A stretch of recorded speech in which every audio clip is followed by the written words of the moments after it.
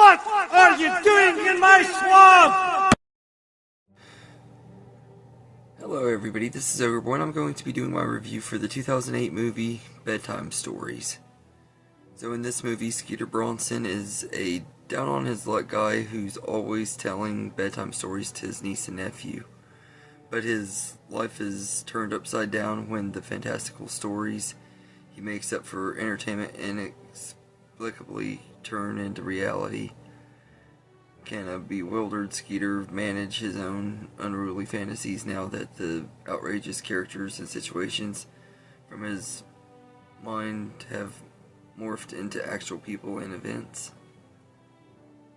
So, this is a really fun family comedy. I've always really liked this movie quite a bit. I think Adam Sandler is just absolutely great in this movie. And you got a really great supporting cast in here too. With Kerry Russell, Guy Pearce, Courtney Cox, Lucy Lovelace, Jonathan Pierce, Richard Griffiths, and Teresa Palmer, Russell Brand, and many more. That's just to name some of them. It's a big all-star studded cast and everything, but Adam Sandler does a great job leading this cast. Everybody is great in their roles and everything. Everybody has memorable moments and stuff.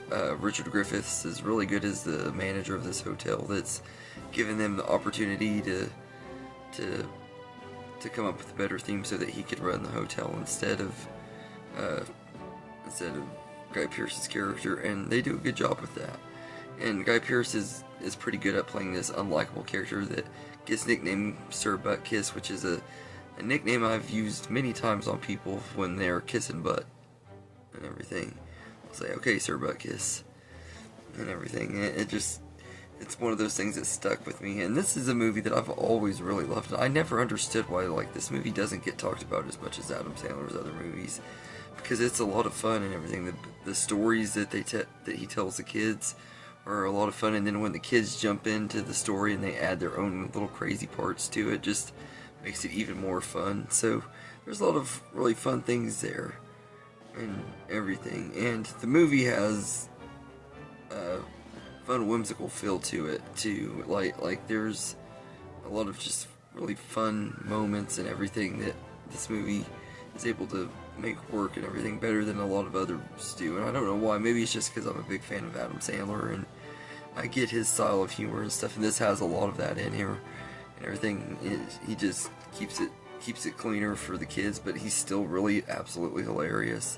And they're able to really pull off his weird sense of humor in a Disney movie while also having that Disney magical feel to it too, which I think is kind of cool because it combines two things that I love: Adam Sandler's type of humor and Disney's magical worlds and stuff, and they do a good job blending them together and everything, and it just has a really good heartwarming feel to it and everything. The jokes land pretty well too. There's a lot of really funny moments in here, especially like when Russell Brand's character is having the sleep panic attacks and he wakes up screaming and stuff. That stuff cracks me up and everything. And there's some really silly moments too that only work because it's Adam Sandler and everything, but like him biting a bee so he has to talk in gibberish and stuff.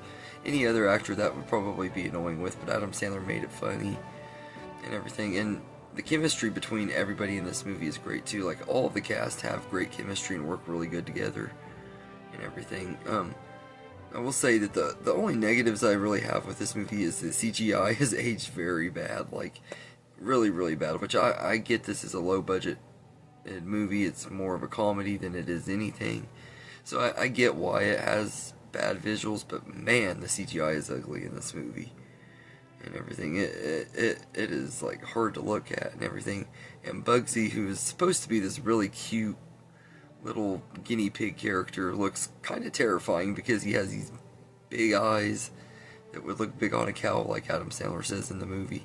And every time he comes on the screen, it's just like, dude, why do we have to see this thing? And it's hideous and everything. It is so creepy looking and everything. It has not, Bugsy has not aged very well at all either. But all in all, I think Bedtime Stories is a really fun movie. I never understood why this movie doesn't get more credit than it does, because it was a really fun time. It kind of came out and just came and went and everything. It was one of his movies that didn't really get talked about or anything, and I think that's kind of sad, because this movie was very, very good, and I really enjoy this movie. It has a lot of fun moments. There's some jokes in here that wouldn't work today.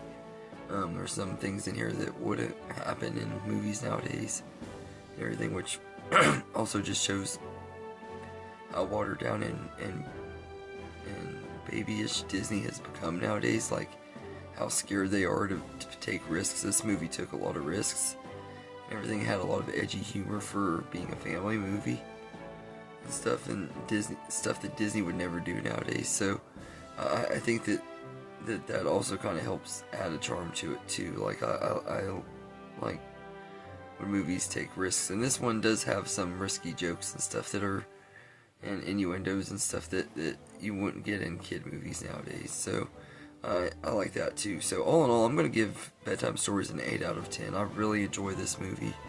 I think it has a really great cast, great story. Everything about it is just good. All the characters have their moments to shine and are likable, and it's just a really good time and everything. Not the best movie in the entire world, but definitely a good one, and an underrated movie at that and everything. So anyway, let me know in the comments what you think of Bedtime Stories. I hope you enjoyed this video, and have a good day, everybody.